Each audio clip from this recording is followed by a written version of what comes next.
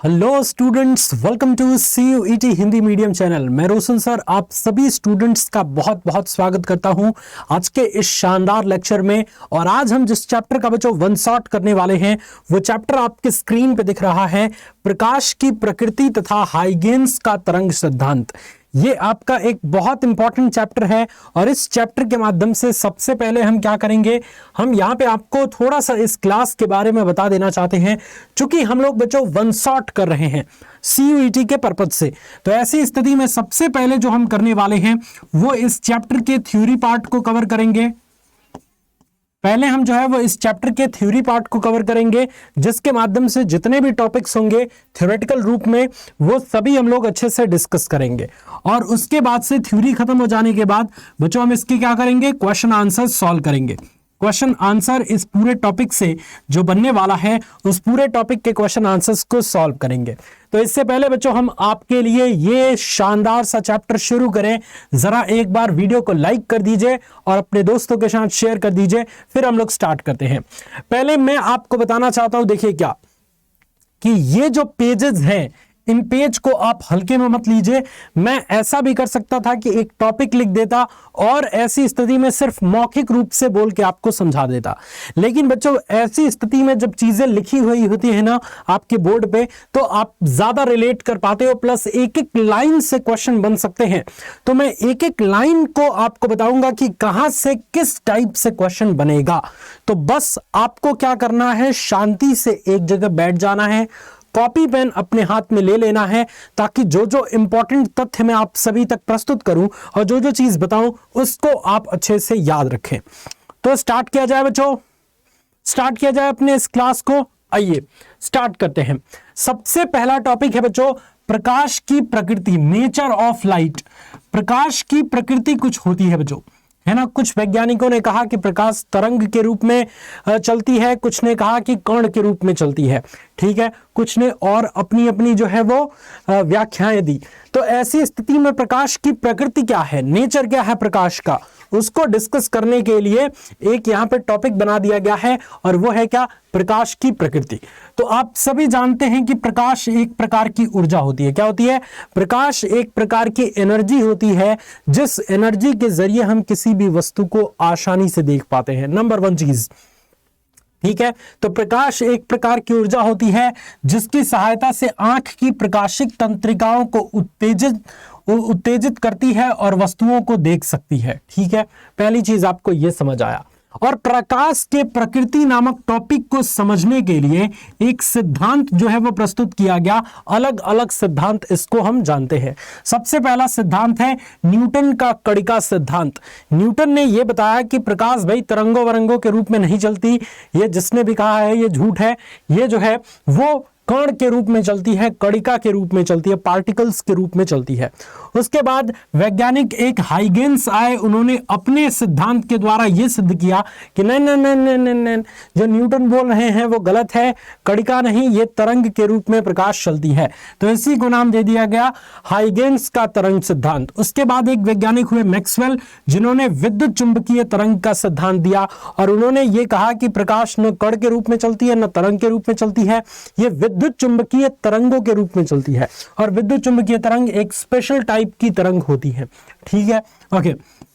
उसके बाद इस तरंग सिद्धांत को मतलब प्रकाश की प्रकृति को समझने के लिए मैक्सवेल का प्लांक का क्वांटम सिद्धांत आया। प्लांक ने अपने माध्यम से जो है वो उनको समझाया।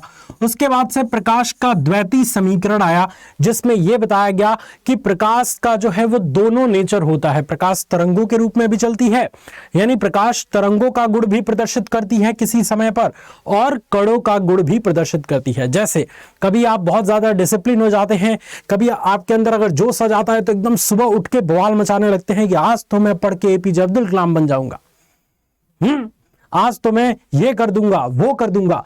और कोई कोई दिन ऐसा आता है जिस दिन केवल सोए रहते हैं। तो जिस तरीके से आपके अंदर भी डबल ट्रिपल चौपल नेचर है, वैसे ही प्रकाश भी अपनी अलग अलग प्रकृति शो करती है। तो यहां से क्या गुरुजी कोई क्वेश्चन बनेगा, तो मैंने कहा यहां से कुछ क्वेश्चन बन सकता है कि निम्नलिखित में से किस वैज्ञानिक ने प्रकाश के कणिका सिद्धांत के बारे में बताया, हाइगेन्स, मैक्सवेल, न्यूटन या कोई नहीं। तो न्यूटन सिंपल बात है, तो इस पॉइंट को आप याद रखेंगे। अब चलिए नेक्स्ट टॉपिक की तरफ चलते हैं, जो कि है प्रकाशीय पथ। प्रकाशीय पथ क्या होता है बच्चों? देखिए, प्रकाश किरण जितने समय में, अगर n अपवर्तनांक वाला कोई माध्यम है, तो प्रकाश किरण जितने समय में n अपवर्तनांक के माध्यम में d दूरी तय करती है, वह उतना ही समय में निर्वात में nd दूरी तय कर लेती है ना।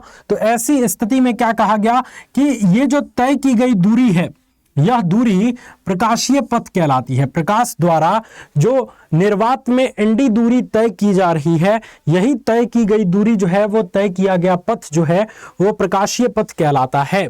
ठीक है, तो ये पॉइंट आप याद रखेंगे। इसके अलावा प्रकाश जब एक माध्यम से दूसरे माध्यम में जाता है, तो आप सभी स्टूडेंट जानते हैं कि एक चीज नहीं बदलती है, और इस टाइप का क्वेश्चन मैं लाइव क्लास में भी बच्चों आपको करवाता हूं कि जब प्रकाश एक माध्यम से दूसरे माध्यम में जाती है, या आप ऐसे भी कह सकते हैं कि जब प्रकाश वायु से कांच में जाती है या कांच से जल में जाती है, तो क्या नहीं बदलता है। तो अगर आपको पता होगा कि फ्रीक्वेंसी जो होती है बच्चों, वो होती है एकदम कांस्टेंट, वो बिल्कुल नहीं बदलती। ठीक है कि नहीं? जैसे आपके यहाँ कुछ बच्चे ऐसे होंगे जो एकदम कांस्टेंट होंगे, चाहे वो 2 झापड़ खाएं चाहे 4 झापड़ खाएं, करेंगे वही जो उनका मन करेगा, है कि नहीं? है कि नहीं बच्चों? तो वो कांस्टेंट है अपने व्यवहार के प्रति। इसी तरीके से चाहे प्रकाश इधर जाए उधर जाए, किसी भी माध्यम में जाए, आवृत्ति नहीं बदलती है, आवृत्ति का मान कांस्टेंट होता है। तो क्वेश्चन आपका यहीं से पूछ देगा कि प्रकाश के अपवर्तन में क्या नहीं बदलता है, या जब प्रकाश एक माध्यम से दूसरे माध्यम में जाती है तो क्या नहीं बदलता है, तो वो है फ्रीक्वेंसी यानी आवृत्ति। बाकी उसकी तीव्रता भी बदल जाती है, उसका तरंगदैर्घ्य भी बदल जाता है, उसकी वेग भी बदल जाती है, सब कुछ बदल जाता है शिवाय आवृत्ति के। ठीक है, तो यहां पे आपको देख सकते हैं, और यहां पे लिखा है तरंगदैर्घ्य बदल जाता है, तो सब बदल जाता है आवृत्ति को छोड़ के। आगे बढ़ते हैं बच्चों, ये एक फॉर्मूला आप सभी स्टूडेंट्स को याद होना चाहिए। फॉर्मूला है कि जल में अगर प्रकाश का तरंगदैर्घ्य की हमें गणना करनी है, तो जल में तरंगदैर्घ्य लैम्डा w बराबर हो जाएगा निर्वात में तरंगदैर्घ्य लैम्डा और जल का अपवर्तनांक n, या आप कह सकते हैं अपवर्तनांक बराबर क्या होता है बच्चों? अपवर्तनांक बराबर होता है लैम्डा और बटे में लैम्डा 0 आप लिख सकते हैं, जहां लैम्डा क्या है? निर्वात में प्रकाश का तरंगदैर्घ्य, तो लैम्डा 0 क्या है? माध्यम में प्रकाश का तरंगदैर्घ्य। तो 0 ना लिख के इसको m लिख देते हैं, मीडियम। क्या लिख देते हैं बच्चों? m, यानी मीडियम। मीडियम में प्रकाश का तरंगदैर्घ्य। तो ये दोनों फॉर्मूला आपको याद रहना चाहिए, एक तो ये फॉर्मूला और दूसरा ये फॉर्मूला। ठीक है, अपवर्तनांक पूछेगा तो ये फॉर्मूला निकालेंगे, और जल में अगर प्रकाश का तरंगदैर्घ्य पूछेगा तो ये फॉर्मूला निकालेंगे। बच्चों याद कर लीजिए इस फॉर्मूले को, जब भी हम क्वेश्चन सॉल्व करेंगे तो ये सारे फॉर्मूला आपके लिए यूज में आएंगे। ठीक है बात? बिल्कुल। अब देखिए, यदि किसी माध्यम का निरपेक्ष अपवर्तनांक, यदि किसी माध्यम का निरपेक्ष अपवर्तनांक प्रकाश की तरंगदैर्घ्य अगर लैम्डा हो, तो ऐसी स्थिति में निरपेक्ष अपवर्तनांक n बराबर क्या होता है? a प्लस बी बटा लैम्डा स्क्वायर, जहां a और b दोनों नियतांक हैं। तो इसको भी याद रखेंगे। आगे बढ़ते हैं बच्चों, और अब हम पढ़ते हैं डॉपलर प्रभाव। देखिए, जिस तरीके से ध्वनि में भी डॉपलर प्रभाव देखा जाता है, उसी तरीके से प्रकाश में भी डॉपलर प्रभाव देखा जाता है। ठीक है, प्रकाश में भी क्या देखा जाता है बच्चों? डॉपलर प्रभाव देखा जाता है। और इसमें एक चीज सबसे इंपॉर्टेंट है, आभासी आवृत्ति। आभासी आवृत्ति जो ये आपकी है न्यू डैश बराबर क्या हो जाएगा? न्यू और अंडर रूट में 1 माइनस वी बटा सी, जहां वी क्या है? माध्यम में प्रकाश की चाल, और सी क्या है? निर्वात में प्रकाश की चाल, निर्वात या वायु में प्रकाश की चाल। तो यहां से इसको अगर आप सॉल्व करेंगे तो न्यू डैश बराबर न्यू और 1 माइनस वी बटा सी, ये आभासी आवृत्ति का आप फॉर्मूला बच्चों याद रख लेंगे। और इसी तरीके से आभासी आवृत्ति याद हो गया फॉर्मूला, तो आभासी तरंगदैर्घ्य का भी फॉर्मूला याद रख लीजिएगा, लैम्डा डैश बराबर लैम्डा और 1 प्लस वी बटा सी। ठीक है, डॉपलर विस्थापन का भी फॉर्मूला याद रखना है, डेल्टा लैम्डा बराबर लैम्डा इंटू वी बटा सी। ठीक है बच्चों, बात समझ आ रही है? बात समझ आ रही है क्या? बिल्कुल। तो ये सारे पॉइंट आपको याद रखने हैं, बहुत ज्यादा इंपॉर्टेंट है। अच्छा, ये तो प्लस वाला हो गया बच्चों। अब क्या होगा? अब आपको यह देखना है कि यदि प्रकाश स्रोत का प्रेक्षक की ओर गति करते समय आपेक्षिक वेग v हो और प्रेक्षक के लिए प्रकाश का आभासी आवृत्ति न्यू डैश हो, तो न्यू डैश बराबर न्यू और अंडर रूट में 1 प्लस v बटा सी बटे में 1 माइनस v बटा सी, परमीकरण करेंगे तो आभासी आवृत्ति v डैश बराबर आ जाएगा न्यू डैश बराबर न्यू और 1 माइनस v बटा सी। इसी तरीके से इस स्थिति में आभासी तरंग दैर्ध्य आ जाएगा लेमडा डैश बराबर लेमडा 1 माइनस v बटा सी और डॉपलर विस्थापन आ जाएगा डेल्टा लेमडा बराबर लेमडा इंटू v बटा सी। समझ आया सबको? बहुत बढ़िया, बहुत बढ़िया, ठीक है। ठीक है। और डॉपलर, प्रकाश में डॉपलर इफेक्ट होता क्या है कि देखिए, जब प्रकाश स्रोत और प्रेक्षक इन दोनों के बीच क्या होता है, अगर आपेक्षिक गति होती है, आपेक्षिक गति होती है, एक दूसरे के विपरीत दिशा में गति होती है, तो प्रेक्षक की प्रकाश की आवृत्ति कुछ बढ़ी हुई या घटी हुई अनुभव होती है। प्रकाश की आवृत्ति में होने वाला यही परिवर्तन डॉपलर प्रभाव के नाम से जाना जाता है। समझ आया बच्चों? अब बैगनी रंग का विस्थापन कैसे निकालेंगे? तो देखिए, बैगनी रंग के विस्थापन के लिए आपको यह पता होना चाहिए कि बैगनी रंग का तरंग दैर्ध्य सबसे कम, और ये लाल विस्थापन के लिए पता होना चाहिए कि लाल रंग का विस्थापन सबसे अधिक होता है। लाल रंग का ये तरंग दैर्ध्य सबसे अधिक होता है। तरंग दैर्ध्य मैंने क्यों बताया? क्योंकि बच्चों, जब प्रकाश स्रोत और प्रेक्षक के बीच की दूरी कम हो रही हो तो प्रेक्षक को प्रकाश की घटी तरंग दैर्ध्य प्राप्त होती है, और घटी तरंग दैर्ध्य किसकी होती है? तो घटी तरंग दैर्ध्य बैगनी रंग की होती है।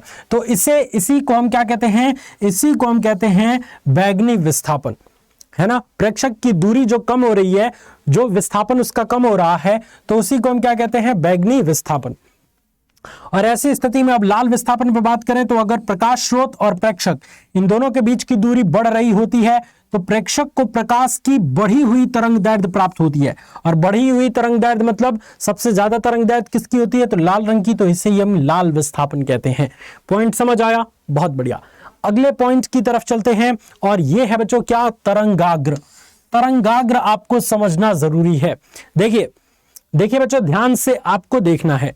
जब किसी माध्यम में तरंग चलते हैं, जब कोई माध्यम है ना, और माध्यम में समान कला एवं स्थिति में रहने वाले कणों को, जब कोई माध्यम है और उसमें कण को गति कराया जाता है, जब किसी माध्यम में कण गति करते हैं तो गति करने से उस माध्यम में विक्षोभ उत्पन्न होता है ना। और यदि समान कला की स्थिति में जो कण रहते हैं तो वे एक दूसरे को स्पर्श करते हैं, और वो जो स्पर्श करते हैं उन्हीं पर अगर एक बिंदु पथ खींचा जाए तो उसी को हम क्या कहते हैं? तरंगाग्र कहते हैं। पॉइंट समझिए। मान लीजिए ये माध्यम है, इसमें बहुत सारे तरंग ऐसे गति कर रहे हैं,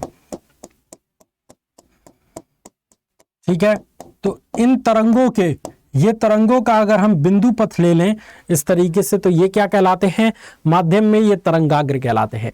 किसी माध्यम में समान कला की स्थिति में रहने वाले कणों को स्पर्श करने वाली काल्पनिक सतह क्या कहलाती है? तरंगाग्र कहलाती है। अब तरंगाग्र जो है वो गोलीय भी होते हैं, बेलनाकार भी होते हैं, समतल प्रकार के भी होते हैं, है ना। ठीक है बच्चों, किसी तरंगाग्र का ये जो प्रत्येक बिंदु होता है, ये वाला बिंदु जिससे वो बिंदु पथ खींचने पर एक काल्पनिक रेखा प्राप्त हुई है, काल्पनिक सतह प्राप्त हुई है, इसी को हम तरंगाग्र कह रहे हैं। तो इसके प्रत्येक बिंदु भी जो है वो नए विक्षोभ उत्पन्न करते हैं। ये भी कंपन करते हैं तो ये भी विक्षोभ उत्पन्न करते हैं, ठीक है। और ये जब विक्षोभ उत्पन्न करते हैं तो इस प्रकार का जो ये तरंगाग्र बनता है वो द्वितीयक तरंगिकाएं कहलाता है। नया विक्षोभ क्या कहलाता है बच्चों? द्वितीयक तरंगिका कहलाता है। अब आते हैं हम हाइगेन्स का तरंग सिद्धांत समझने के लिए, क्योंकि हाइगेन्स के तरंग सिद्धांत को अगर आपने समझ लिया तो पूरा चैप्टर इसी में होने वाला है। तो आप देखेंगे कि इस सिद्धांत के अनुसार प्रकाश तरंगों के रूप में चलता है। सबसे पहले तो ये हमें क्लियर होता है। तो क्वेश्चन यहां से बन जाएगा कि हाइगेन्स के तरंग सिद्धांत के अनुसार प्रकाश किस रूप में चलता है? कणों के रूप में या तरंगों के रूप में या इनमें से कोई नहीं या उपरोक्त सभी? तो प्रकाश जो है वो तरंगों के रूप में चलता है हाइगेन्स के सिद्धांत के अनुसार। ये तरंगे प्रकाश स्रोत से निकलकर सभी दिशाओं में प्रकाश के वेग से चलती हैं। जो भी तरंगे प्रकाश स्रोत से निकलती हैं, हाइगेन्स के समय तक वैज्ञानिकों की यह धारणा थी कि तरंगों के संचरण के लिए माध्यम की आवश्यकता होती है। देखिए, हाइगेंस जब तक ये सिद्धांत नहीं दिए थे तब तक वैज्ञानिक यही समझते थे कि भाई प्रकाश जो है वो प्रकाश जो चलेगा वो सिर्फ और सिर्फ माध्यम में चलेगा, निर्वात में नहीं चल सकता। लेकिन हाइगेंस ने तरंगों का सिद्धांत देके एक नया इतिहास रचा और इस स्थिति में इस सिद्धांत को समझाने के लिए हाइगेंस ने एक सर्वव्यापी माध्यम ईथर की कल्पना की। ईथर की कल्पना इसलिए की बच्चों क्योंकि ईथर लगभग भारहीन होता है। भारहीन मतलब उसमें भारी नहीं है तो वो निर्वात की तरह काम करेगा। तो ईथर लगभग क्या होता है, भारहीन होता है, अतः यह प्रत्येक पदार्थ में प्रवेश कर सकता है। ईथर क्या है, ये जो है वो प्रत्येक पदार्थ में क्या हो सकता है, प्रवेश कर सकता है। ईथर का घनत्व तो बहुत कम होता है और इसकी प्रत्यास्थता बहुत अधिक होती है, इसलिए सभी प्रकार के प्रकाश तरंगे ईथर में बहुत अधिक वेग से जो है वो चलने लगते हैं, क्योंकि इसमें न तो भार होता है और इसकी प्रत्यास्थता अधिक होती है, घनत्व बहुत कम होता है। तो घनत्व कम होगा तो उसमें घनत्व कम होगा तो मतलब क्या है, घनत्व कम होगा इसका मतलब वो विरल है, और विरल है तो उसमें बहुत तेज से प्रकाश का वेग जो है वो दिखेगा। अतः जो तरंग का वेग है उसके लिए एक सूत्र बनाया गया, तरंग वेग बराबर अंडर में प्रत्यास्थता ई बटे में घनत्व डी। इस वाले सूत्र से प्रकाश जो है वो ईथर वाले माध्यम में बहुत तेज गति से चलता है। जब ये प्रकाश तरंगे किसी वस्तु से परावर्तित होकर हमारी आंख के रेटिना पर गिरती हैं तो वो वस्तु हमें दिखाई देने लगती है, और इस सिद्धांत के अनुसार अलग अलग रंगों की तरंगों की लंबाइयां अलग अलग होती है। ठीक है, इसी सिद्धांत में यह बताया गया कि जितनी भी रंग हैं उन सभी प्रकाश तरंगों के लंबाइयां जो है वो अलग अलग होती हैं, सबकी वेवलेंथ अलग अलग होती है। तभी आप जानते हैं कि बैंगनी रंग की तरंगदैर्घ्य सबसे कम और लाल रंग की तरंगदैर्घ्य सबसे अधिक होती है। तो ये इस तरीके से आपको पता चला। आगे चलते हैं नेक्स्ट पॉइंट की तरफ। तो अब हमारा ये थ्योरेटिकल पार्ट खत्म हो जाता है। इसमें अब जो डेरिवेशन है, तो डेरिवेशन बच्चों बोर्ड एग्जाम के स्टूडेंट्स पढ़ते हैं, आपको है सीयूईटी एग्जाम देना, तो डेरिवेशन क्या ही करेंगे आप पढ़ के। सो अब हम क्या करते हैं, ये सारे टॉपिक समझने के बाद इससे रिलेटेड अब क्वेश्चंस हम लोग स्टार्ट करते हैं। तो क्या आप सभी स्टूडेंट्स तैयार हैं क्वेश्चन आंसर करने के लिए? फटाफट से एक बार लिख के मुझे कमेंट्स में बताइए, क्या सभी बच्चे क्वेश्चन आंसर्स करने के लिए तैयार हैं? Yes no? बहुत ज्यादा इंपॉर्टेंट पॉइंट है, सारे क्वेश्चंस मैं लेके आया हूं आप सभी के लिए। तो चलिए भाई स्टार्ट कर देते हैं, और पहला क्वेश्चन आपके स्क्रीन पे मैं रख देता हूं। सबसे पहला क्वेश्चन बच्चों क्या कह रहा है कि निम्न में से किसकी व्याख्या तरंग सिद्धांत द्वारा नहीं की जा सकती? किस चीज की व्याख्या बच्चों तरंग सिद्धांत के द्वारा नहीं की जाती है? 4 ऑप्शन आपके स्क्रीन पे है,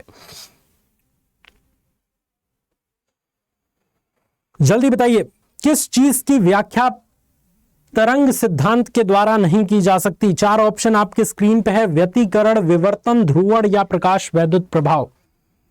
तो बहुत बढ़िया बच्चों, इस क्वेश्चन का बिल्कुल सही जवाब सभी बच्चों ने दिया, और इस क्वेश्चन का जवाब है option number D is the right answer. प्रकाश वैद्युत प्रभाव की व्याख्या, फोटो इलेक्ट्रिक इफेक्ट की व्याख्या जो है वो तरंग सिद्धांत यानी वेव थ्योरी से नहीं दी जा सकती। तो अब सवाल ये उठता है कि वेव थ्योरी से किस किस चीज का व्याख्या दिया जा सकता है? तो व्यतिकरण का, अपवर्तन का, परावर्तन का, विवर्तन का, ध्रुवण का, मतलब प्रकाश की जितनी भी घटनाएं हैं लगभग सभी घटनाओं को हम वेव थ्योरी यानी कि तरंग सिद्धांत से समझा सकते हैं, सिवाय एक घटना को, वो है प्रकाश वैद्युत प्रभाव। तो सवाल ये उठता है कि प्रकाश वैद्युत प्रभाव को किस सिद्धांत द्वारा हम समझाते हैं? तो ये एक क्वेश्चन बन सकता है कि प्रकाश वैद्युत प्रभाव को समझाने के लिए किस सिद्धांत का प्रयोग किया जाता है। तो अगर आप इस टॉपिक को पढ़े होंगे, फोटो इलेक्ट्रिक इफेक्ट एक चैप्टर है आपका क्लास 12th में ही, तो वो उसमें आपको बताया गया प्लैंक के क्वांटम सिद्धांत, प्लैंक के क्वांटम सिद्धांत, प्लैंक के क्वांटम सिद्धांत के द्वारा हम फोटो इलेक्ट्रिक इफेक्ट को समझते हैं। समझ रहे बात, फोटोनों के जरिए। तो ये इंपॉर्टेंट चीजें हैं, इसको आप याद रखेंगे। एक क्वेश्चन से 2 क्वेश्चन बन गया बच्चों। नेक्स्ट क्वेश्चन आपके स्क्रीन पे गया। अब अगला क्वेश्चन क्या कह रहा है? अगला क्वेश्चन कह रहा है कि हाइगेंस के अनुसार प्रकाश तरंगे होती हैं। हाइगेंस के अनुसार प्रकाश तरंगे कैसी होती हैं? 4 ऑप्शन बच्चों आपके स्क्रीन पे है, जरा जल्दी से आप इसका आंसर दीजिए।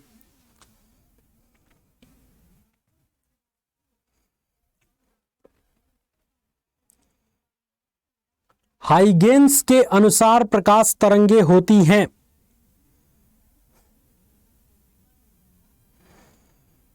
हाइगेन्स के अनुसार प्रकाश तरंगे होती हैं, जल्दी से बताइए बच्चों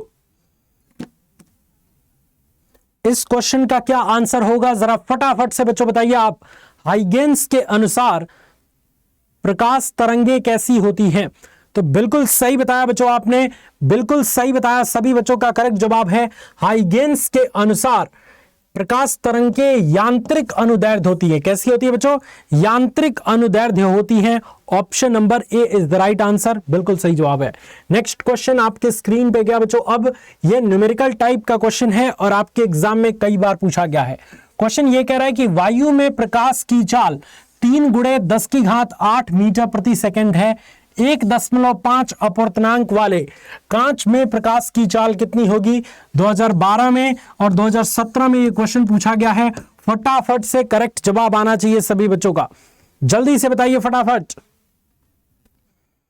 सभी बच्चों का बिल्कुल करेक्ट जवाब आना चाहिए, फटाफट से बताइए।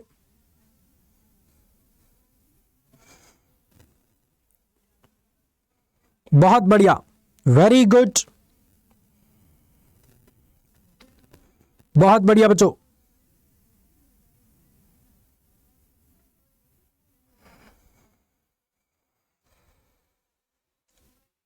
चलिए वेरी गुड, अब आगे चलते हैं बच्चों और फटाफट से हम लोग नेक्स्ट क्वेश्चन की तरफ बढ़ते हैं। ठीक है, नेक्स्ट क्वेश्चन क्या है, इस क्वेश्चन को पहले सॉल्व कर लिया जाए। तो यहां पे प्रकाश की चाल c बराबर बच्चों क्या दिया गया है? 3 × 10⁸ और n बराबर क्या दिया गया है बच्चों? 1.5। तो यहां पे प्रकाश की चाल कितनी होगी कांच में? तो यहां पे Vg पूछ रहा है। तो आप सभी बच्चों जानते हैं कि n बराबर क्या होता है? निर्वात में प्रकाश की चाल बटे में माध्यम में प्रकाश की चाल। ये वाला फॉर्मूला अप्लाई करेंगे, आंसर निकल के आ जाएगा। तो बच्चों अगर यहां पे आप देखेंगे तो यहां n का मान है 1.5 बराबर c का मान 3 × 10⁸ और बटे में Vg का मान आपको ज्ञात करना है। तो यहां से बच्चों Vg का मान अगर आप निकालेंगे तो 3 × 10⁸ और बटे में 1.5। जैसे ही दशमलव हटाएंगे 30 हो जाएगा, 15 दूनी के 30। तो Vg बराबर क्या हो जाएगा बच्चों? Vg बराबर हो जाएगा 2 × 10⁸ मीटर प्रति सेकंड। 2 × 10⁸ मीटर प्रति सेकंड। बहुत ज्यादा इंपॉर्टेंट क्वेश्चन है। कौन सा ऑप्शन आपको नजर आ रहा है बच्चों? तो option number B is the right answer. आप देख सकते हैं कि एकदम कमाल तरीके से हमने क्वेश्चन को कर लिया है सॉल्व। मजा आया बच्चों? मजा आया क्या? मजा आया क्या? फटाफट से बताइए बच्चों।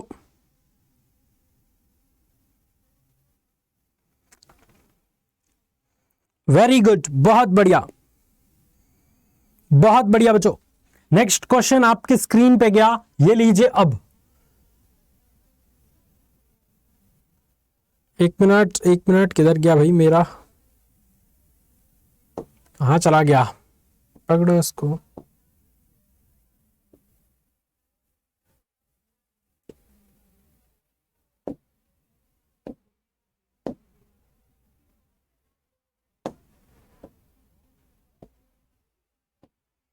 वन मिनट बच्चों, 1 मिनट। लगता है हैंग कर रहा है ये, समझ रहे बात? इसको मैं अभी ठीक करता हूं, बस 1 मिनट मुझे दे दीजिए। आजा मुन्ना।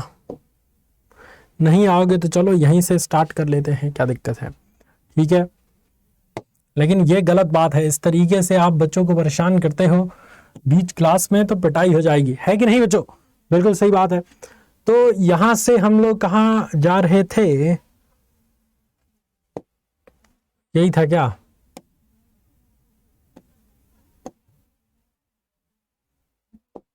आई थिंक ये था।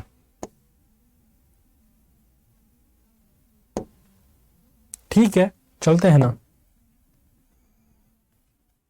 ये आपका क्वेश्चन था किसकी व्याख्या तरंग सिद्धांत द्वारा नहीं की जा सकती? तो ये तो आपने सॉल्व कर ही लिया था, ऑप्शन नंबर डी, प्रकाश वैद्युत प्रभाव की घटना। इसमें यांत्रिक अनुदैर्ध्य। उसके बाद नेक्स्ट था, तो इसमें आपने क्या सॉल्व किया था? 2 × 10⁸, जिसको आपने यहाँ पे सॉल्व भी किया था कि n बराबर होता है c/Vg। यहां से Vg का मान आप निकाल सकते हो। तो Vg बराबर हो जाएगा C का मान है 3 × 10 की घात 8 और n का मान है 1.5।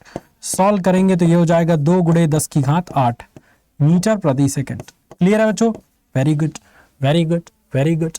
नेक्स्ट क्वेश्चन आपके स्क्रीन पे गया बच्चों। अब इस क्वेश्चन का फटाफट से आंसर दीजिए। ये क्वेश्चन देखिए क्या कह रहा है। क्वेश्चन को पढ़ेंगे तो सब कुछ समझ आएगा। अब की बार हैंक मत करना Munna. Very good. Next question आपके स्क्रीन पे है कि वायु में 4000 एंगस्ट्रॉम तरंगदैर्ध्य के एक वर्णीय प्रकाश की किरणें जल में, जिसका अपवर्तनांक, जल का अपवर्तनांक दिया है 4/3 में प्रवेश करती है, तो जल में इसकी तरंगदैर्ध्य कितनी होगी? जरा जल्दी से आपको बताना है। वेरी वेरी इंपॉर्टेंट क्वेश्चन है, 2011 में कई बार पूछा गया है। जल में इसकी तरंगदैर्ध्य कितनी होगी? वही लेमडा वाला वैल्यू बच्चों जो बताया था मैंने अभी आपको थ्योरी पढ़ाते समय, लेमडा की वैल्यू बताया था, वही वैल्यू आपसे जो है वो पूछा जाएगा। ठीक है, बहुत बढ़िया। वही लेमडा वाला वैल्यू बच्चों आपको यहां पे लिखना है और फटाफट से इसका आंसर करना है। जल्दी बताइए आंसर। मैं देख रहा हूं कितने बच्चों ने करेक्ट जवाब दिया है। जल्दी से आंसर आना चाहिए सभी बच्चों का।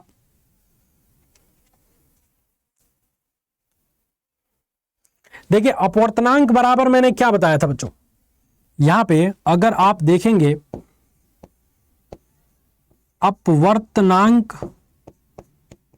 अपवर्तनांक n बराबर मैंने क्या बताया था? n बराबर बताया था लेमडा a यानी एयर में, यानी निर्वात या वायु में, और बटे में लेमडा w। अगर आपको विश्वास नहीं है तो आइए मैं लेके इधर चलता हूं और आपको दिखाता हूं कहां मैंने इसको सॉल्व कराया था।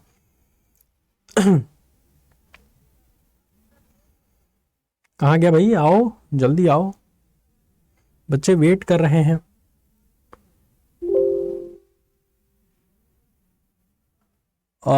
एक मिनट बच्चों, ये रहा ना, ये देखिए लेमडा w बराबर लेमडा बटा n, तो n बराबर लेमडा बटा लेमडा w, और लेमडा मतलब क्या? Lambda a। ठीक है, तो आइए अब चलते हैं अपने क्वेश्चन की तरफ।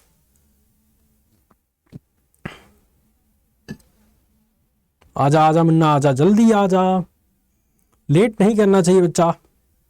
ठीक है, तो हम यहां पे थे बच्चों। अब अगर हम इसमें देखेंगे, अरे यार हद हो गई, बोर्ड ऐसा काम कर रहा है कि गुस्सा आ रहा है।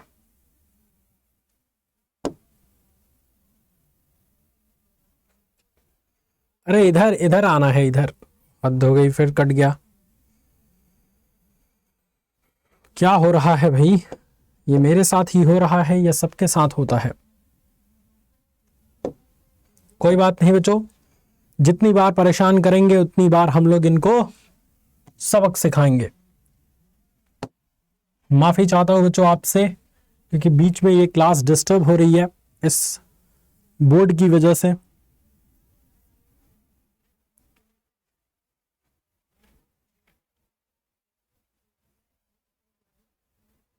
ये था क्वेश्चन, हाँ यही था। फिर कहां भाग रहे हो भाई? इधर आओ। लग रहा है बच्चों क्वेश्चन शर्मा रहा है मुझसे हैं कि नहीं? मैं आपसे सर शर्मा जाऊंगा अगर आप मुझे सॉल्व कराएंगे तो। ठीक है, तो कोई बात नहीं, शर्माने नहीं देंगे बच्चों इनको। तो यहां पे आपको दिया गया है लेमडा की वैल्यू, और लेमडा किसकी वैल्यू दी गई है? वायु में, यानी लेमडा ए की वैल्यू दी गई है 4000 एंगस्ट्रॉम। ठीक है, और अपवर्तनांक n का मान दिया गया है 4/3। इसकी तरंगदैर्ध्य जल में पूछ रहा है, तो लेमडा w का वैल्यू पूछ रहा है। आप जानते हैं n बराबर होता है लेमडा a बटा लेमडा w। तो यहां पे बच्चों अगर लेमडा n की वैल्यू देखेंगे तो 4/3 बराबर लेमडा a का वैल्यू 4000 और बटे में लेमडा w की वैल्यू आपको निकालनी है। तो यहां पे लेमडा w बराबर करेंगे तो कितना हो जाएगा?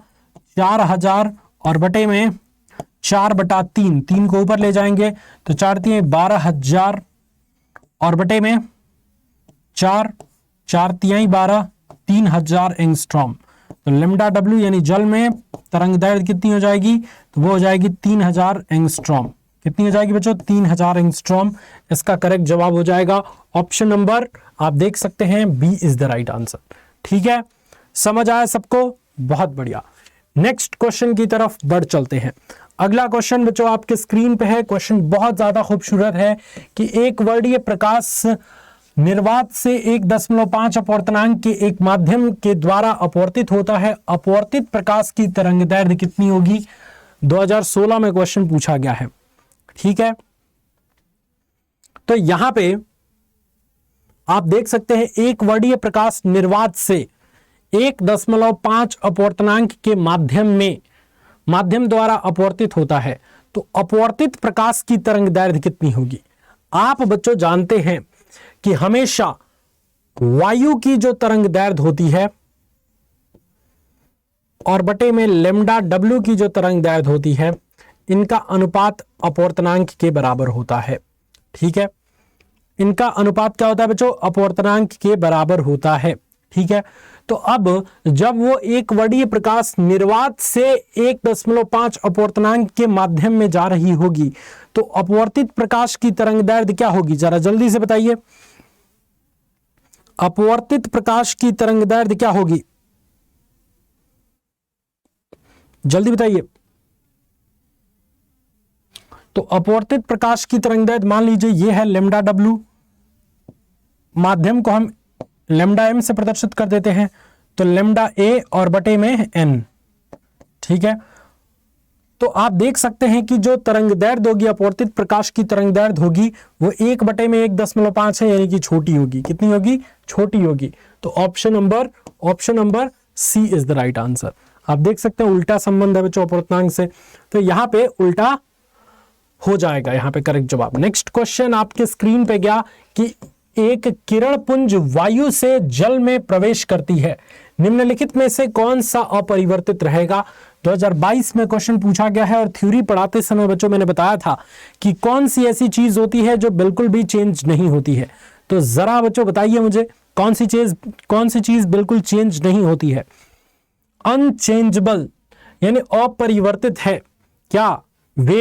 वेग बदल जाती है भाई, एक माध्यम से दूसरे माध्यम में वेग बदल जाती है, आयाम भी बदल जाता है, तरंगदैर्घ्य भी बदल जाता है, आवृत्ति अपरिवर्तित रहती है, आवृत्ति बच्चों नहीं बदलती। तो इस क्वेश्चन में करेक्ट जवाब क्या हो जाएगा? आवृत्ति।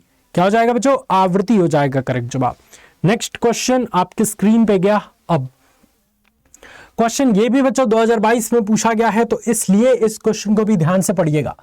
क्वेश्चन कह रहा है कि जब एक प्रकाश किरण वायु से किसी कांच में जाती है तो उसकी 2022 में क्वेश्चन पूछा गया है, क्या कम हो जाता है या क्या बढ़ जाता है? तो तरंगदैर्घ्य कम हो जाता है या तरंगदैर्घ्य बच्चों बढ़ जाता है या आवृत्ति बढ़ जाती है या न तो तरंगदैर्घ्य तथा न ही आवृत्ति बदलता है? बताइए क्या होगा आंसर? जब प्रकाश वायु से कांच में जाती है तो क्या होगा? तो मैं बच्चों एक चित्र बनाता हूं, उस चित्र के माध्यम से हो सकता है कि आप अच्छे से याद कर लें। ये बच्चों वायु है और ये है बच्चों कांच।